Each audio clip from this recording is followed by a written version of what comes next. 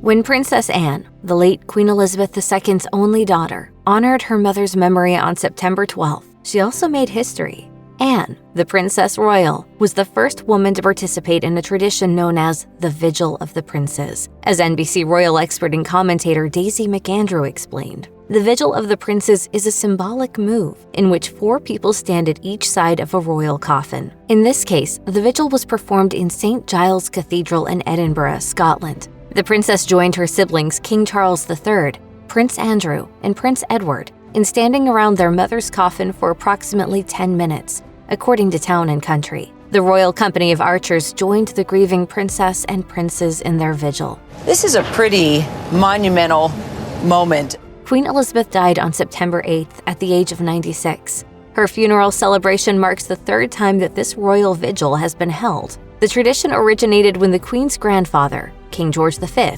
died in 1936, and 4 of his children stood vigil around his coffin. At that time, those standing vigil were all men: King Edward VIII, Prince Albert, Prince Henry, and Prince George. The vigil was held a 2nd time for Queen Elizabeth, the Queen Mother, in 2002, with then Prince Charles, Prince Andrew, Prince Edward, and royal cousin Viscount Linley, David Armstrong Jones, keeping watch. Perhaps it is not surprising that Princess Anne would be the first woman to participate in a royal tradition. The princess has never been afraid to make her own mark. She had an illustrious career as an equestrienne, beginning at the early age of 11, according to biography. The athletic princess, who was born in 1950, went on to become the first British royal to win the gold medal in the European Eventing Championships in 1971. In 1976, she made even more history by competing in the Olympics in Montreal, the first member of the British royal family to do so, according to the royal family. During the games, Princess Anne rode her mother's horse, Goodwill, and mother and daughter shared a lifelong love of horses, according to biography.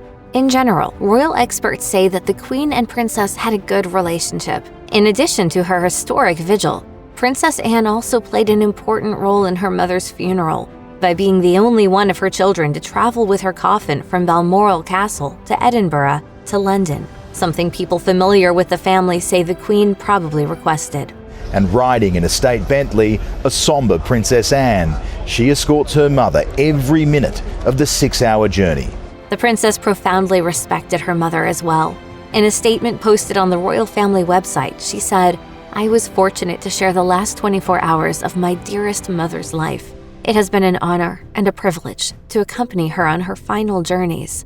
According to National World, the Vigil of the Princes denotes not only a period of mourning, but more specifically, a period of mourning of a well-known political figure.